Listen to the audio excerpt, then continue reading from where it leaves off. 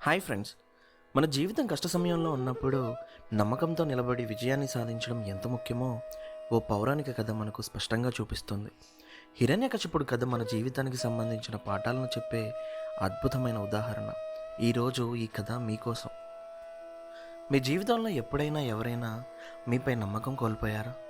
మీరు నిజం చెప్పినా సరే ఎవరైనా మీ తప్పు అని ఆరోపించారా? అలాంటి సమయంలో మనం ఎలా స్పందించాలి? చాలా ఏళ్ల క్రితం భూమిపై హిరణ్యకశిపుడు అనే రాక్షసరాజు ఉండేవాడు.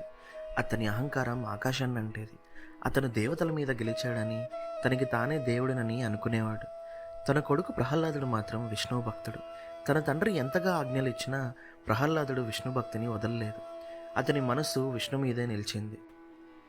హిరణ్యకశిపుడు ఎంత ప్రయత్నించినా ప్రహ్లాదుడి భక్తిని దెబ్బతీయలేకపోయాడు.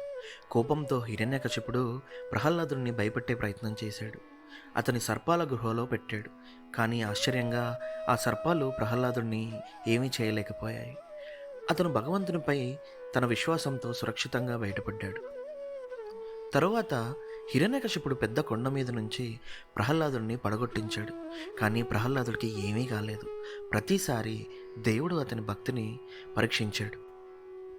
హిరణ్యకశిపుడు ఒకరోజు సింహాసనంపై కూర్చున్నప్పుడు అతని కోపం కట్టలు తెంచుకుంది. అతను ప్రహ్లాదుడిని, నీ దేవుడు ఎక్కడా అని ప్రశ్నించాడు. అందుకు ప్రహ్లాదుడు, అతను ప్రతి చోట ఉన్నాడు, ఆ స్తంభంలో కూడా ఉన్నాడు అని ధైర్యంగా సమాధానం ఇచ్చాడు. ఆ స్తంభం నుంచి శ్రీ మహావిష్ణువు నరసింహ రూపంలో ప్రత్యక్షమయ్యాడు.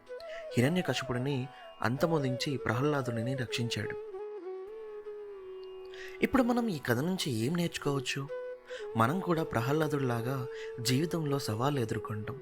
పాఠశాలలో పరీక్షలు విఫలమైతే, లేదా మన పని వద్ద ఒత్తిడి ఎదురైతే మనం ఏం చేస్తాం? మన నమ్మకాలని కోల్పోతామా, లేక మన లక్ష్యం మీద దృఢంగా నిలుస్తామా? మన జీవితంలో నమ్మకం అనేది చాలా బలమైన ఆయుధం. ప్రహ్లాదుడు తన భక్తితో తన నమ్మకాన్ని నిరూపించాడు. మనం కూడా మన విశ్వాసాన్ని, ధైర్యాన్ని నిలబెట్టుకుంటే ఎలాంటి కష్టాన్నైనా ఎదుర్కోవచ్చు. ప్రహ్లాదుడి భక్తి ఒక నది లాంటిది. నది తన గమ్యానికి చేరుకోవడంలో ఎన్నో రాళ్లను, అడ్డంకులను ఎదుర్కొంటుంది. కానీ నది ఆగిపోదు. అదేవిధంగా మనం జీవితంలో ఎదురయ్యే విఫలతలను, సమస్యలను దాటుకుంటూ ముందుకు సాగాలి. ఈ కథ మనకు చెప్పే పాఠం చాలా స్పష్టంగా ఉంది. కష్టం వచ్చినప్పుడు మన విశ్వాసాన్ని కోల్పోకండి. జీవితంలో ఎదురయ్యే ప్రతి సవాళ్ళను ధైర్యంగా, పట్టుదలతో ఎదుర్కొనండి. మన విశ్వాసం మన రక్షణ, మన భక్తి మన బలం. ఈరోజు మీరు నేర్చుకున్నది మీ జీవితంలో ఎలా అమలు చేస్తారు? మీ అభిప్రాయాల్ని కామెంట్స్లో తెలపండి.